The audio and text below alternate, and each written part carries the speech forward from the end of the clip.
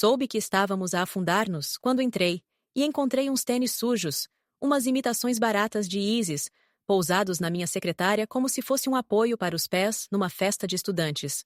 A minha cadeira, o meu trono ergonômico com suporte lombar que eu protegia como se fosse ouro, estava ocupada por um miúdo de 25 anos com madeixas descoloradas, uma caneta de vaporização e a consciência social de um peixe dourado.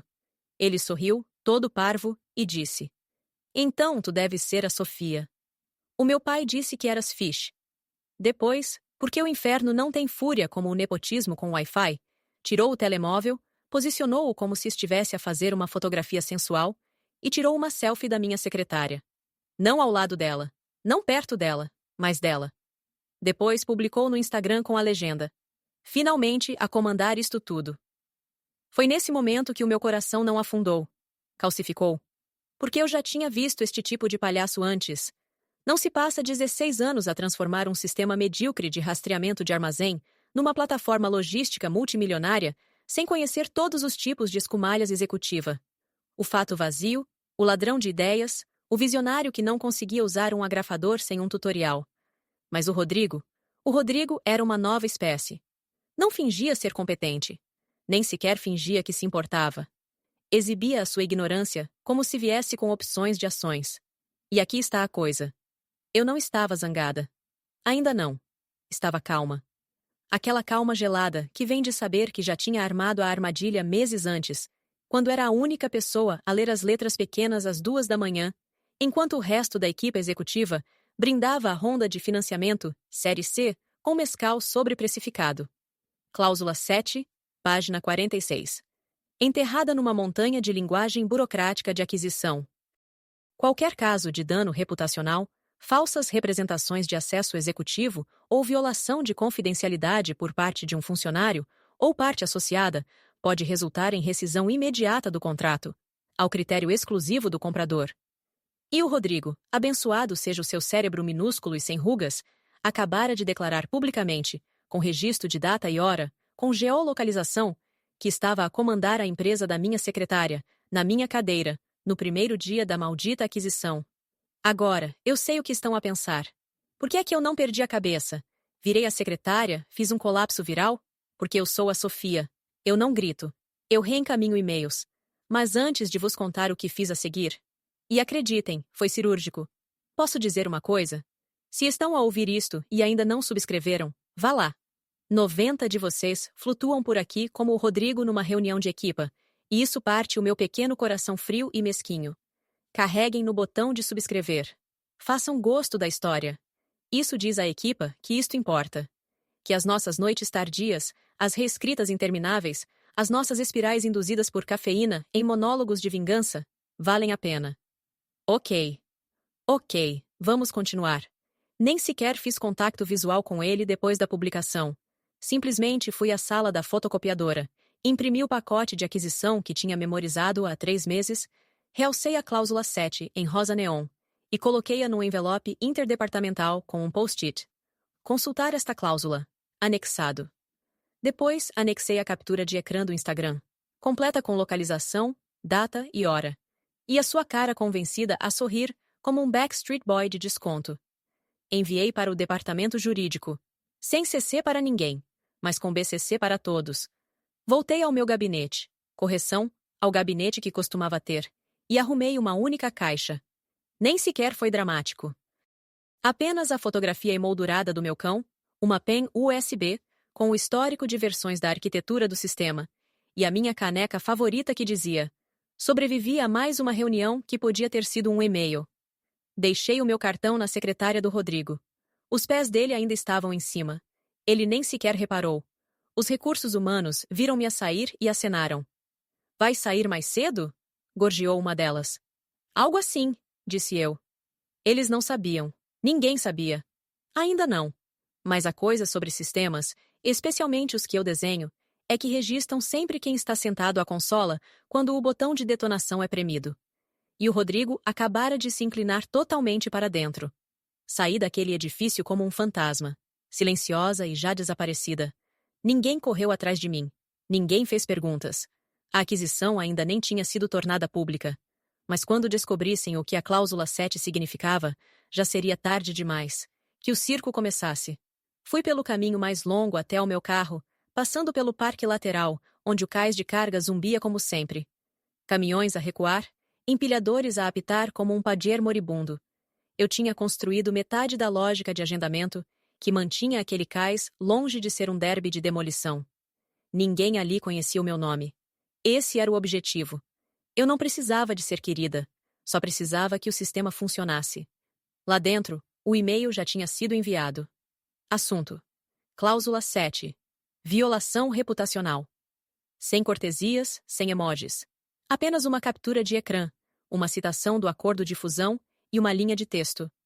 Conforme cláusula referenciada. Falsa representação pública de autoridade observada. Anexado. O tipo de e-mail que não aterra simplesmente na caixa de entrada do jurídico, detona nela. Fechei o portátil. Não o limpei. Não o bati. Simplesmente fechei-o como a tampa de um caixão. O meu cartão. Deixei-o virado para cima na secretária.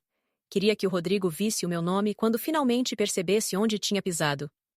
Provavelmente, iria apoiá-lo num canto e usá-lo como base para a sua bebida energética. Os RH estavam no corredor a rir sobre um bolo de aniversário sem glúten de alguém. Passei com a minha caixa, acenei, continuei a andar. "Estás bem, Sofia?" perguntou a Kim da secção de benefícios, com os olhos arregalados. "Só preciso de um pouco de ar", sorri. "Já volto." Ela deu-me um polegar para cima, como se eu estivesse a ir ao yoga, não à guerra corporativa. Eles não sabiam, mas iriam. Oh, iriam. Conduzi até a unidade de armazenamento que mantinha para papéis de consultoria, do tipo que ninguém na empresa alguma vez perguntava porque nunca pensavam nisso. Abri o armário de arquivo e puxei o dossiê que tinha preparado no dia em que as conversas de aquisição começaram a zumbir no Slack como uma DST transmitida pelo ar. Tinha etiquetado a marcador, em caso de imbecilidade. Negrito. Sublinhado. Dentro, registros de patentes duplicadas. Documentação de licenciamento independente. Os papéis de registro da minha sociedade limitada, discretamente formada há 2 anos, quando o nome de Miguel Tavares apareceu pela primeira vez numa chamada de acionistas como um consultor externo com potencial visionário. Eu tinha visto como estas coisas funcionam. O visionário aparece, os engenheiros desaparecem, e antes que se apercebam, estão a ser aconselhados a inclinar-se para a frente, enquanto a vossa sala de servidores é terceirizada para um adolescente letão com um Raspberry Pi. Por isso, construí as minhas saídas. Silenciosas, inteligentes. Cada sistema operacional que alguma vez toquei tinha um batimento cardíaco, um pedaço de código, um token de licença, uma dependência de middleware que era minha, propriedade da minha Elda, usada com permissão. Permissão que podia ser revogada à vontade, com aviso de 24 horas. O comprador ainda não sabia disso, mas iria. Porque no momento em que a cláusula 7 desencadeasse a sua cláusula de saída, estariam à procura de um caminho limpo para afiar para frente. Um sem o Miguel, um sem o Rodrigo, um que não envolvesse entregar o seu futuro industrial a um influencer com um fundo fiduciário e um anel de luz. E quando esse momento chegasse, perceberiam que a arquitetura que adoravam não pertencia à empresa. Não tecnicamente. Não completamente. Pertencia a mim. Puxei o telemóvel do bolso do casaco e abri o meu e-mail privado. Uma pasta. Vigilância da fusão. Dentro dela, cada NDA, cada linha vermelha de contrato, cada atualização com registro de data e hora sobre o progresso da implementação. Percorria como um álbum de férias do inferno. Há 4 meses, quando o planeamento da integração começou, pediram-me para simplificar as relações com fornecedores. Tradução. Tornar tudo digerível para os amigos da fraternidade do CEO que ia entrar. Então, reescrevi tudo. Mas não me limitei a simplificar. Isolei. Criei uma pilha de dependências que passava pela minha Élida.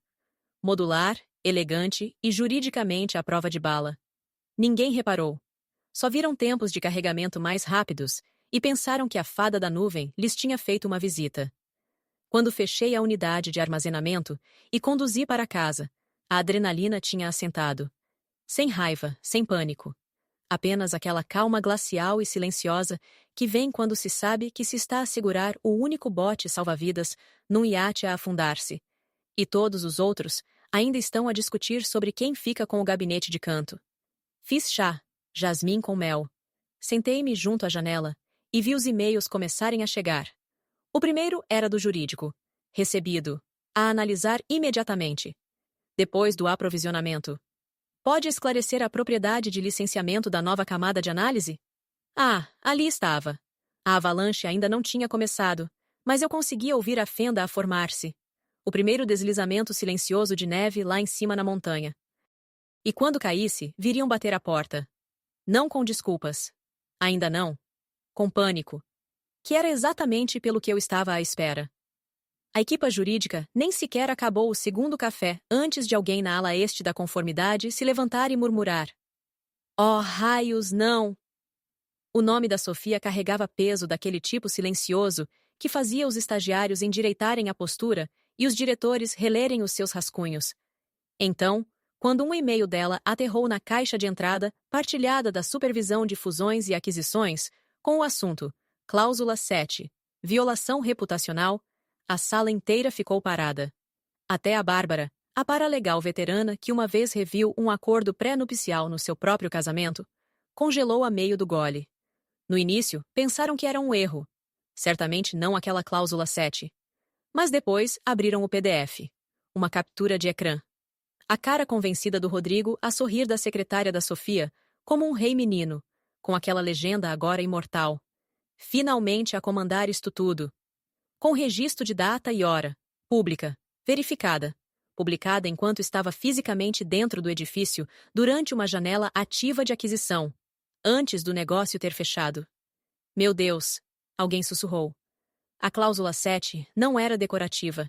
Tinha sido escrita pelos advogados do comprador, inserida após 3 semanas de negociações, 2 noites inteiras e uma discussão muito memorável sobre padrões de conduta executiva.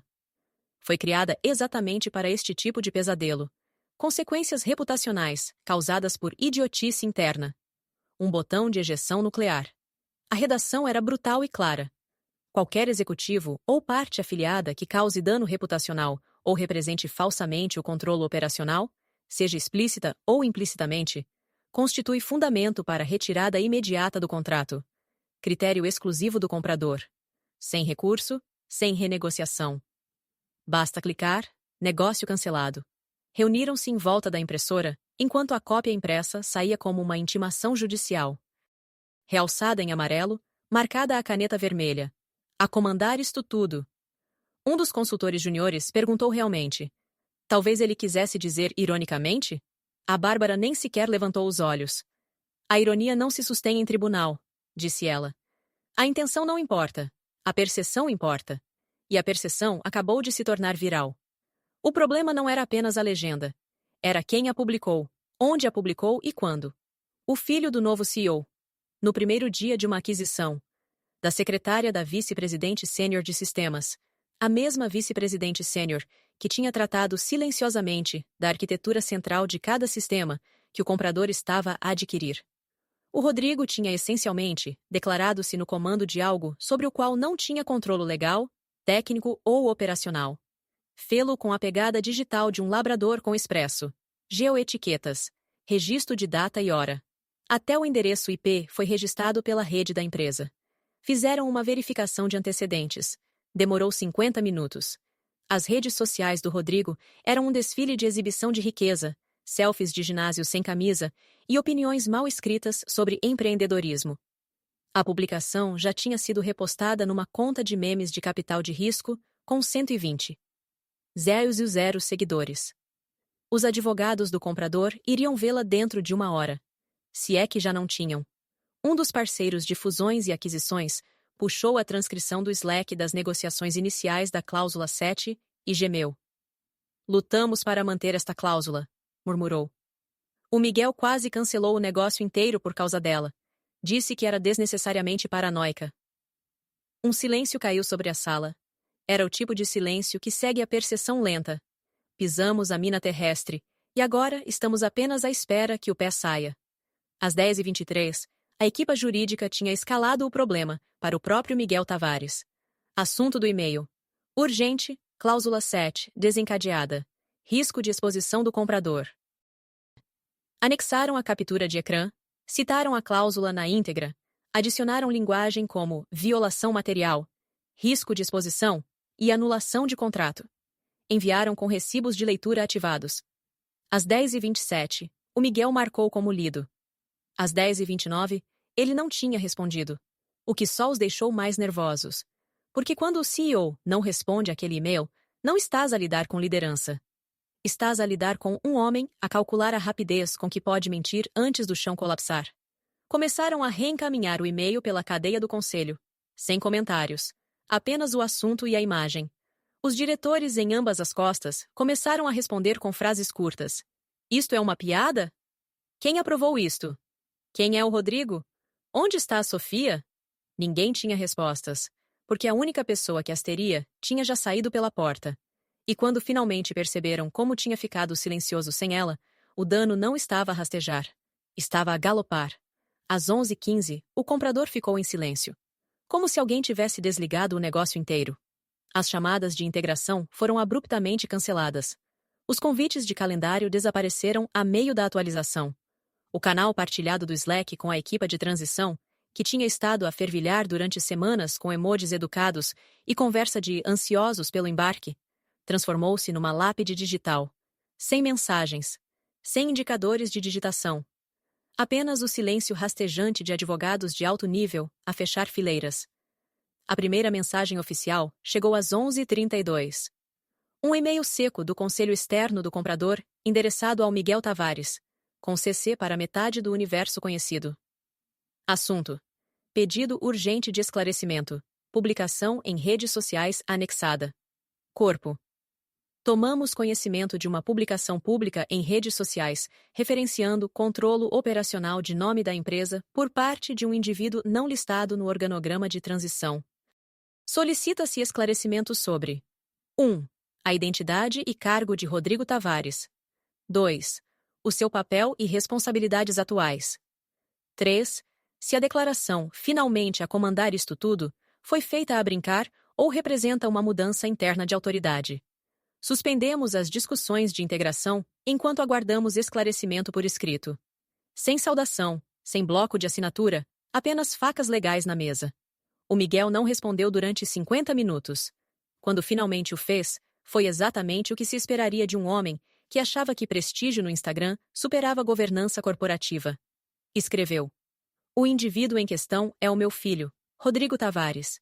Ele não tem cargo ou autoridade formal dentro da organização. A publicação foi uma tentativa infeliz de humor e não reflete as perspectivas ou a estrutura operacional de nome da empresa. Estamos a tratar do assunto internamente. Solicitamos orientação sobre os próximos passos. Ele não negou. Apenas tentou encolher a coisa.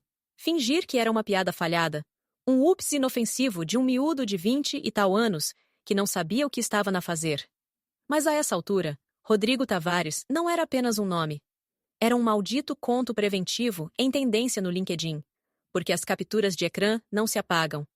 E assim que alguém sinalizou a publicação para um influencer de logística de nível médio, Deus nos ajude, eles existem, explodiu como um incêndio de 5 alarmes numa fábrica de papel.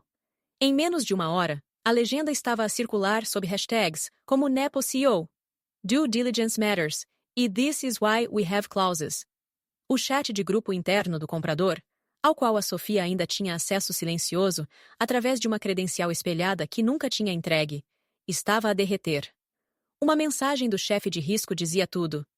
Isto é uma piada? Deixaram o filho do CEO sentar-se à secretária da vice-presidente sênior no dia 1.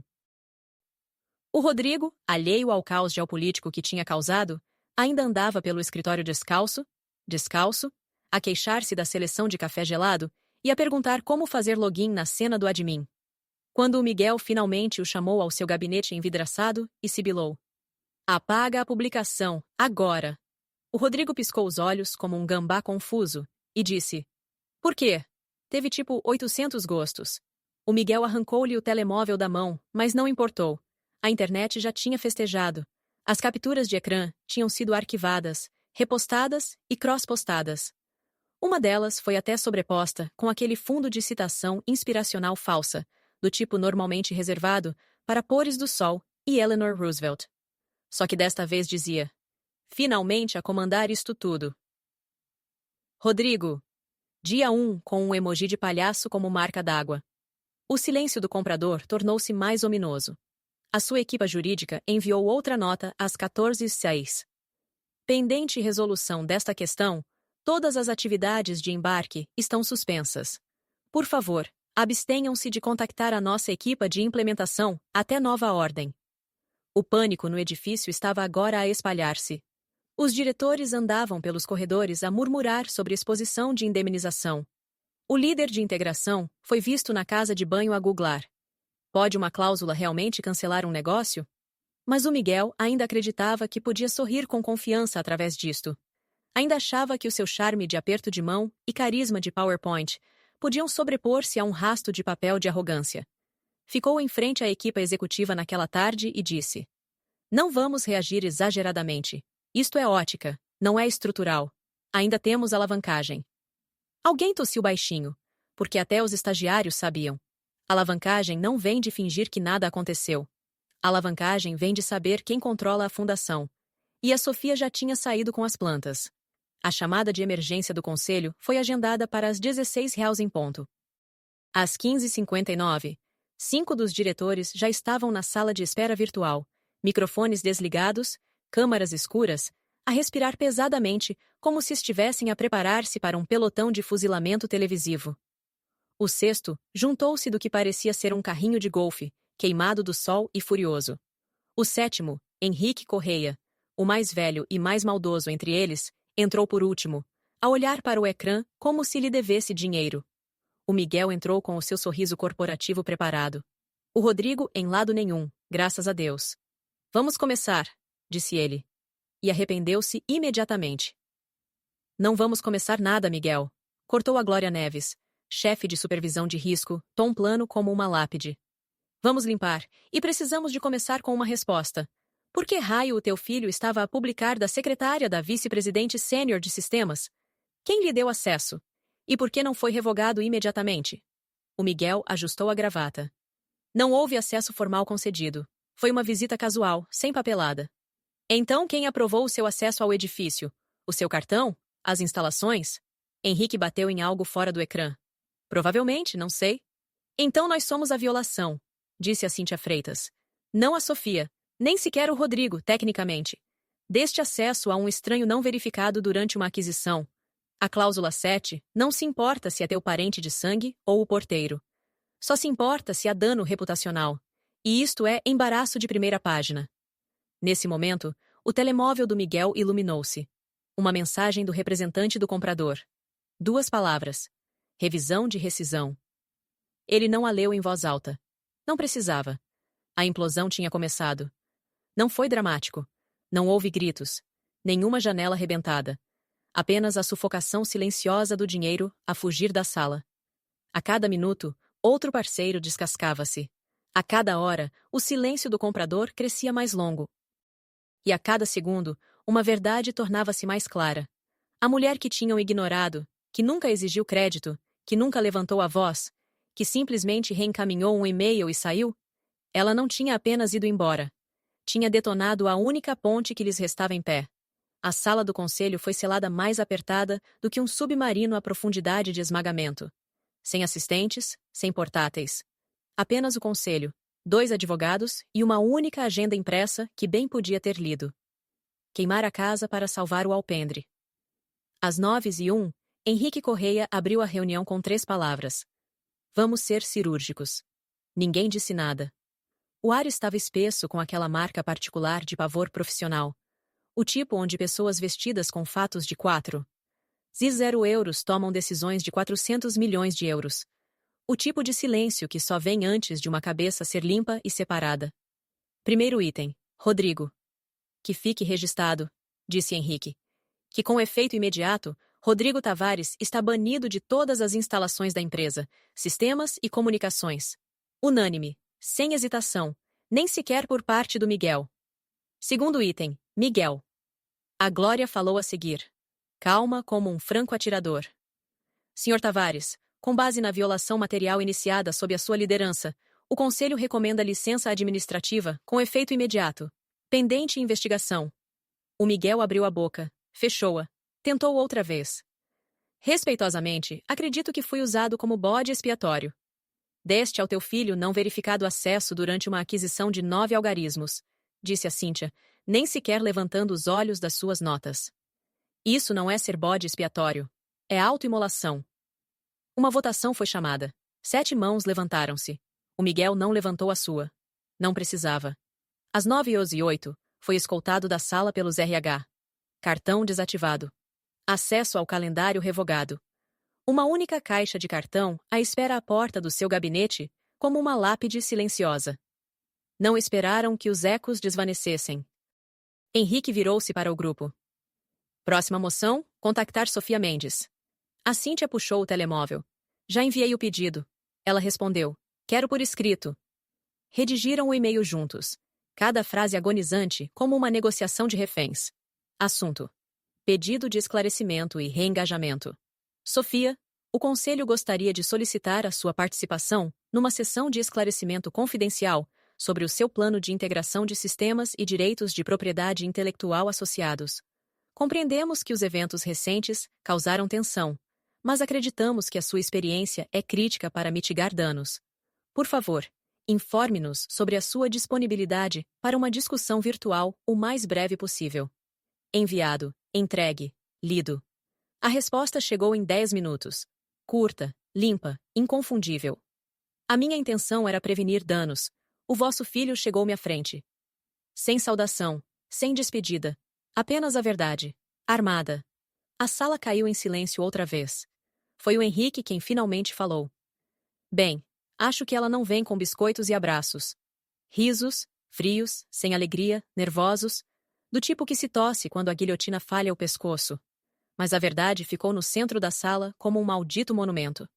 A Sofia não tinha apenas se protegido a si própria. Tinha protegido a empresa melhor do que qualquer um deles. Tinha traçado um caminho de recuo perfeito. Eles não o tinham tomado. Tinham tomado o do Miguel. Agora estavam de joelhos a oferecer-lhe poder, que deveriam ter concedido meses antes. Negociamos? Perguntou um membro do conselho, ainda segurando esperança, como um castelo de areia na maré alta. Não, disse a Cíntia. Concedemos. Ela não fez uma exigência, acrescentou a Glória. Não precisa, respondeu Henrique. Ficaram ali sentados, coletivamente percebendo que tinham tentado substituir a espinha dorsal da empresa por um filho que soletrara logística com um Z no Twitter. Agora a mulher que tinham posto de lado tinha toda a alavancagem. Tinha o código. Tinha a posição legal. Tinha o respeito do comprador. E agora tinha o silêncio deles. O medo deles. A atenção total e indivisa deles. O sangue tinha sido limpo, os votos lançados, os corpos metaforicamente enterrados. Mas a Sofia? Ela nem sequer tinha levantado a voz. Apenas respondeu ao e-mail e sorriu. Algures longe, onde o caos não a podia alcançar. A sala de reunião virtual abriu-se com um toque educado, como qualquer outra.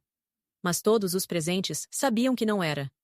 De um lado, o conselho de administração completo, cuidadosamente codificados e de cara de pedra, cada um deles sentado um pouco mais direito do que o habitual. Do outro, um representante da Tecnolog Europa Holdings, de lábios apertados, impecavelmente vestido, e claramente ali para decidir se as cinzas desta aquisição ainda podiam ser esculpidas em algo utilizável. E depois, a Sofia apareceu. Sem fanfarra, sem equipa de maquilhagem. Apenas a sua webcam ligeiramente descentrada, mostrando uma sala limpa atrás dela e uma caneca meio vazia à frente. Não falou. Não acenou. Apenas olhou para a câmara, imóvel. Como um cirurgião a preparar-se para uma incisão final. O representante do comprador quebrou o silêncio. Menina Mendes, disse ele. Obrigado por concordar em reunir-se. A Sofia deu um único aceno. Só isso. Ele continuou. Vou ser direto. A Tecnolog ainda está interessada no seu sistema. Acreditamos na sua integridade, apesar das complicações do lado do seu antigo empregador. Fez uma pausa. Mas ela não preencheu o espaço. Então ele perguntou claramente. Estaria disposta a licenciar o seu sistema para nós independentemente? Diretamente através da sua limitada? A Sofia não piscou. Não se mexeu. Apenas disse. Sim. Uma pausa. O conselho exalou coletivamente. Cedo demais. Depois a Sofia acrescentou. Triplo da taxa de licenciamento original? A Cíntia tentou interjetar, mas o representante do comprador levantou a mão. Disse a Sofia, quero um lugar no conselho. Não consultivo. Direitos de voto completos. Ou não há negócio. Silêncio. Longo, espesso silêncio. O representante do comprador virou-se para o conselho. Bem, há objeções? Não agora. Não depois do mês que tinham tido. Não depois das noites sem dormir, do êxodo de investidores e das fugas humilhantes na imprensa. Só o som do Henrique Correia a murmurar baixinho. Moção para aprovar. Apoiada, disse a Glória. Confirmado, disse a Cíntia. A Sofia não reagiu.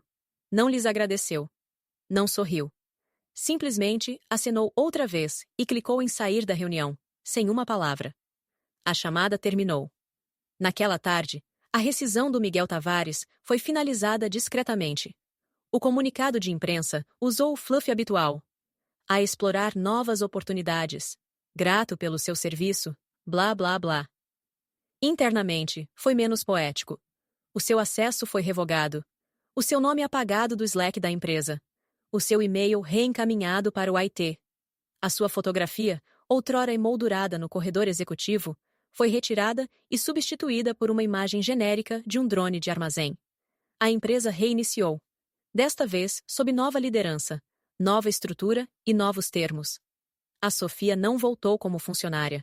Não queria o lugar de estacionamento, o gabinete de canto ou os almoços servidos do conselho. Queria propriedade. E conseguiu-a. Por toda a indústria, a mensagem repercutiu silenciosamente, mas poderosamente. Sofia Mendes não estava apenas de volta. Ela era o sistema agora. E se queriam acesso à joia da coroa da tecnologia logística, vinham ter com ela. Ao anoitecer, estava de volta no seu alpendre. Uma tempestade rolava sobre os campos, trovões silenciosos a bater algures ao longe. Sentou-se com um cobertor sobre o colo, a mesma caneca da reunião, agora cheia de chá de jasmim. O vento trazia o cheiro de chuva e apenas um toque de sal das velhas lágrimas que nunca deixou cair. O portátil zumbiu ao lado dela. Outro pedido de consultoria. Depois outro e outro. De startups, de gigantes globais, de empresas que uma vez a tinham preterido por nomes mais chamativos, agora a enviar e-mails com assuntos como ajuda urgente de integração necessária. Ela não sorriu. Apenas bebeu o chá e viu a tempestade chegar. Nunca gritou. Nunca fez uma cena. Nunca bateu uma porta. Apenas reencaminhou um e-mail. E esperou.